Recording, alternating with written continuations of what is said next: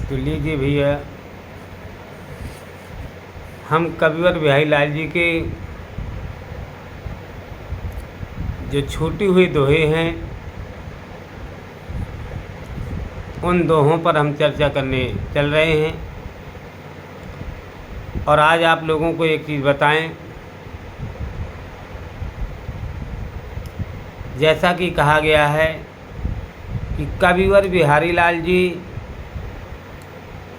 एक बहुत ही अच्छी प्रवृत्ति के कवि थे, जिन्होंने अपनी इस बिहारी सतसई में ब्रज भाषा का अवलोकन किया हुआ है। श्रृंगार रस की अधिकतम कल्पना की हुई है। तो एक दोहा है,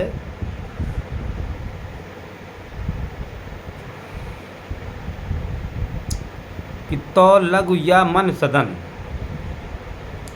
तो लघु या मन सदन में हरि आवे की ही बाट,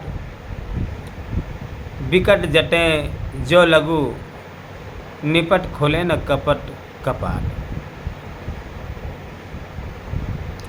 यहाँ पर कविवर बिहारी लाल जी कहते हैं कि हमें सबसे पहले यहाँ पर ये ध्यान देना है, बिहारी लाल जी ने इन दोहों के माध्यम से छल कपट युक्त भगवान के हृदय में भगवत का प्रवेश संभव नहीं है, ये चीज़ बताई है। और यह बता रहे हैं, तो सबसे पहले हम हल करने के लिए आप लोग क्या करेंगे, संकेत एक हेडिंग डालेंगे और उस हेडिंग को संकेत में डालने के उपरांत डैश लाइन खींच करके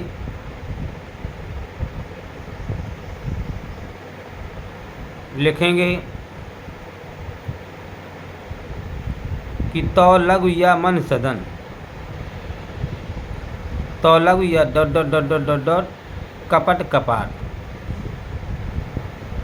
फिर आप संकेत के बाद लिखेंगे आप संदर्भ। तो संदर्भ में आप लिखेंगे प्रस्तुत पद्यांश, हमारी पाठ्य पुस्तक प्रस्तुत पद्यांश, हमारी पाठ्य पुस्तक हिंदी पद्य खंड काव्य के, हिंदी पद्य खंड काव्य के कविवर बिहारी लाल जी के द्वारा भक्ति नामक पाठ से इस पद की काल्पनिक कल्पनाओं का यहाँ पर वर्णन किया गया है। फिर इसके बाद आप प्रसंग लिखेंगे। प्रसंग में आप बताएंगे कि यहाँ पर जो है कविवर बिहारी लाल जी ने ये बताया है कि हमें कभी भी छल कपट नहीं हृदय में रखना चाहिए, और जिनके हृदय में छल कपट की भावना प्रतीत होती है, जिनके हृदय में छल कपट की भावना क्या होती है, प्रतीत होती है,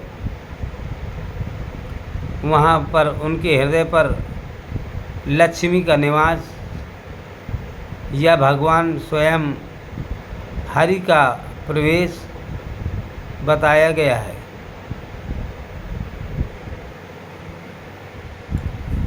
और भगवान का प्रवेश छल कपट के हृदय में कभी संभव नहीं है। यहाँ पर यह चीज़ बताई गई है कि जो भी कोई व्यक्ति छल कपट करता है उसे भगवत स्मरण या भगवान की भक्ति का अवसर कभी प्रदान नहीं हो पाता।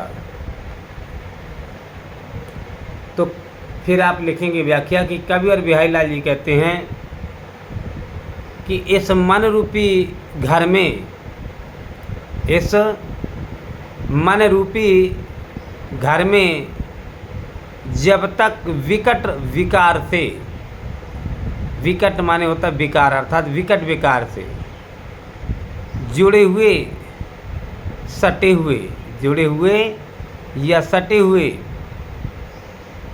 कपाट रूपी किवाड़ नहीं खुलते, तब तक भगवान किस मार्ग से आ सकते हैं यह किसी को पता नहीं चलता है। फिर आप हेडिंग डालेंगे काव्य सौंदर्य, और काव्य सौंदर्य में लिखेंगे आप कि कपटी हृदय में ईश्वर का निवास असंभव होता है। जिसके हृदय में कपट भरा है उसके हृदय में, उस ईश्वर के हृदय में कभी भी भगवान तो प्रवेश करता ही नहीं है और वहाँ ईश्वर का निवास असंभव हो जाता है। नंबर 2, नंबर 2 में आप लिखेंगे कि भाषा ब्रज का अवलोकन किया गया है। नंबर 3 में अनप्रास और रूपक अलंकार की छटा प्रदर्शित हो रही है। और अगला नंबर लिखेंगे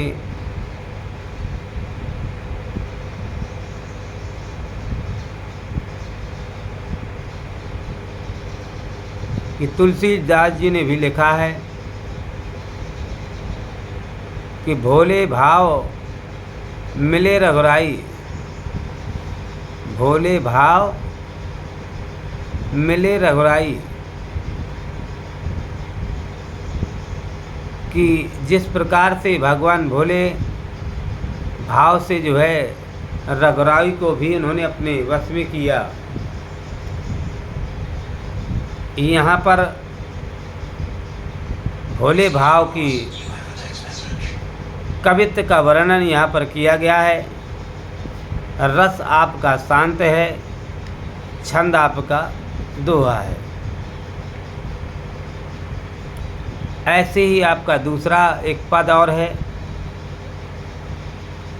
जैसा कि आप लोग ध्यान दें। और यहाँ पर उसी में सबसे पहले जो आप व्याख्या कर रहे थे, इसमें आप विशेष और स्पष्टीकरण आप स्वयं से जो है किसी न किसी प्रकार से जो है इसका अवलोकन करें। देखिए, मैंने आपको कई वीडियो में बताया, यहाँ भी बता सकता हूँ, ऐसा कुछ नहीं है कि भगवान तो जो है भोले भाले हृदयों में अत्यधिक प्रवेश करते हैं।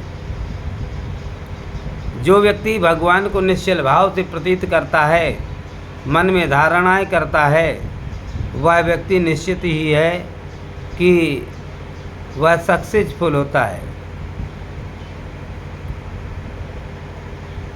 वो कैसा होता है? सक्सेसफुल होता है। रस शांत है, छंद दोहा है। ऐसा ही यहाँ पर बताया गया।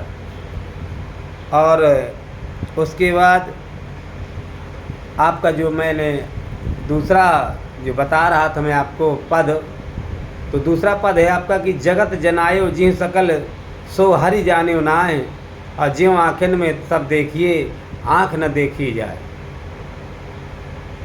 कहते हैं कि संकेत में आप लिखेंगे जगत जनायो डॉट डॉट डॉट डॉट देखी जाए। संदर्भ आपका पूर्वत की भांति हो जाएगा कि प्रस्तुत पद्यांश हमारी पाठ्य पुस्तक हिंदी पद्यखंड काव्य के ब्याही भक्ति के दोहों नामक पाठ से यह पद्यांश अवतरित किया गया है। इसके रचयिता कविवर बिहारी लाल जी हैं। प्रसंग में आप लिखेंगे कि इस दोहे में यह बताया गया कि जो सारे संसार का ज्ञान कराने वाले परब्रह्म का ज्ञान जीव को नहीं हो सकता है। यदि कोई भी प्राणी, कोई भी जीव ये चाहे कि सारे संसार का ज्ञान कराने वाले स्वयं परमात्मा, परब्रह्म परमात्मा का ज्ञान जीव को कभी हो नहीं सकता। फिर आप व्याख्या लिखेंगे कि जगत जनायो जिह सकल, जिस भगवान के ने जो है जीव को सारे संसार का ज्ञान कराया, जिस भगवान ने समस्त प्रकार के संसार में रहने वाले प्राणियों को संसार का ज्ञान कराया, और पाया क्या कि जीव उसी ब्रह्मा को वैसे ही नहीं जान पाता है जैसे आँखों से जगत का सब कुछ दिखाई पड़ता है, किंतु आँखें स्वयं को कभी देख नहीं पाती।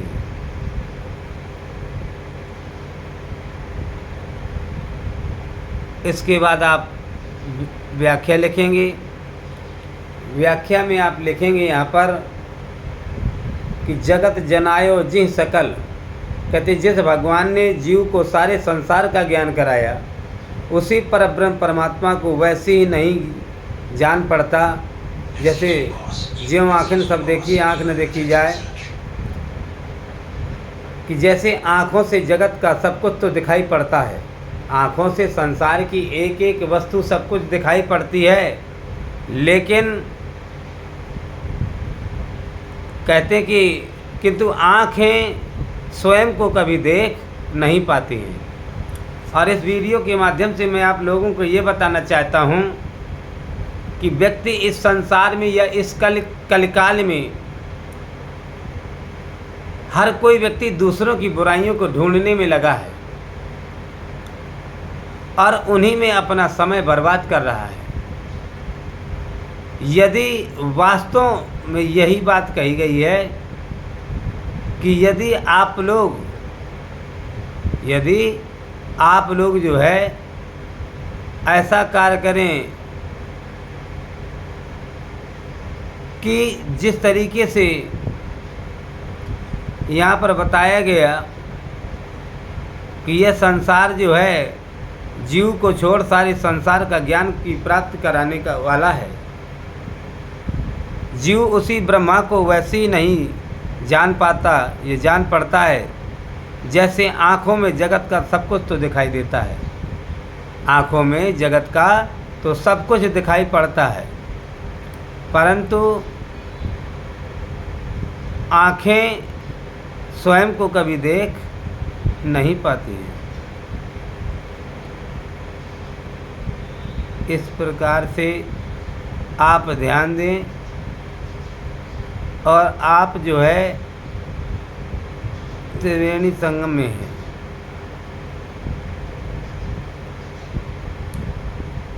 तो त्रिवेणी संगम की यहाँ पर जो कल्पना की गई, जैसे मान लीजिए हम आपसे कहें कि जैसे तीन नदियों का जो प्रयाग में जो संगम है, तो तीन नदियों के मिश्रण से वहाँ पर एक जल स्थापित हो जाता है, वैसे ही यहाँ पर परमात्मा के ज्ञान को प्राप्त करके मनुष्य जो है संसार की एक एक वस्तु को तो देखता है, लेकिन जब तक उसे परमात्मा का ज्ञान नहीं होता तो वो परमात्मा को कभी देख नहीं पाता है। क्योंकि कहा गया है, एक शब्द कहा गया कि मुख में राम बगल में ईंटा, मिल गए राम ठोंक दी ईंटा या मार दो ईंटा पत्थर। कहने का तात्पर्य यहाँ पर यह है कि जब आपकी वाणी मधुर नहीं है, आपकी वाणी में ही कठोरता भरी हुई है, तो फिर आप कैसे उसे पहचान सकते हैं और आप कैसे उसका व्यवहार चुका सकते हैं। इसलिए हमारा तो आप लोगों से बस यही कहना है कि ये आँखें तो संसार को सब कुछ देखती हैं, और इसका एक मेन उद्देश्य यहाँ पर ये आता है वीडियो के माध्यम से कि हमें अपने सबसे पहले लोग संसार में क्या करते हैं, लोग दूसरों की कमियों को ढूंढने के लिए घूमते हैं, लेकिन तुम्हारी खुद ही आँखें ऐसी हैं कि वो खुद को नहीं पहचान पा रही हैं कि हमारे अंदर क्या है। और जिस दिन आप संसार की प्रत्येक वस्तु को अपने भाव के अंदर समझ लेंगे, उसी दिन से आपको ज्ञान की प्राप्ति हो जाएगी और किसी भी प्रकार की जो है आपके व्यर्थ की चंचलता नहीं रहेगी।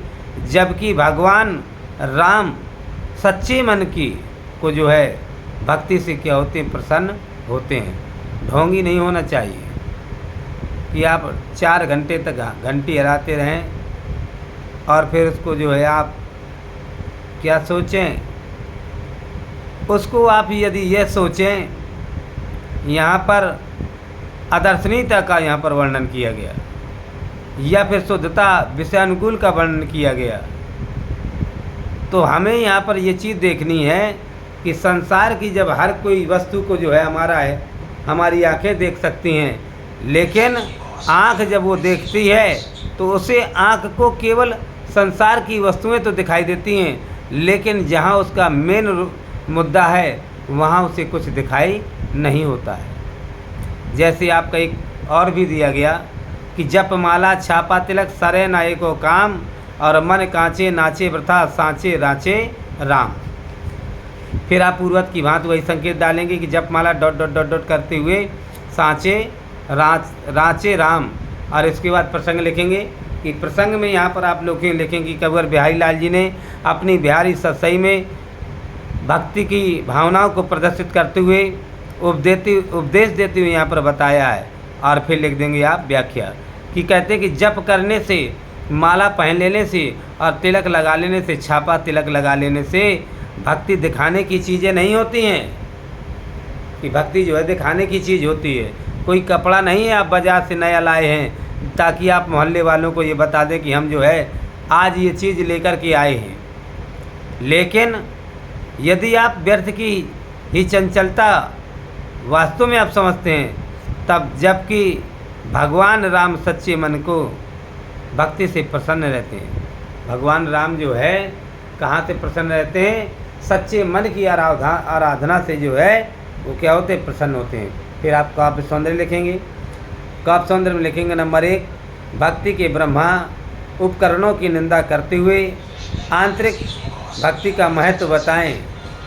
नंबर 2, विषयानुकूल संतुलित ब्रजभाषा है। नंबर 3, अनुप्रास तथा पद मैत्री दिया गया है। और नंबर 4, छंद दोहा है। नंबर 5, रस शांत है। इस प्रकार से आज मैं आप लोगों को इस वीडियो के माध्यम से मैंने भक्ति के दोहों में कविवर बिहारी लाल जी के द्वारा आपको मैंने ये बताए दोहे। और उसके बाद आप लोग हमारे चैनल को सब्सक्राइब करें, वीडियो को शेयर करें और अच्छे अच्छे कमेंट करें। जय श्री राधे राधे, धन्यवाद।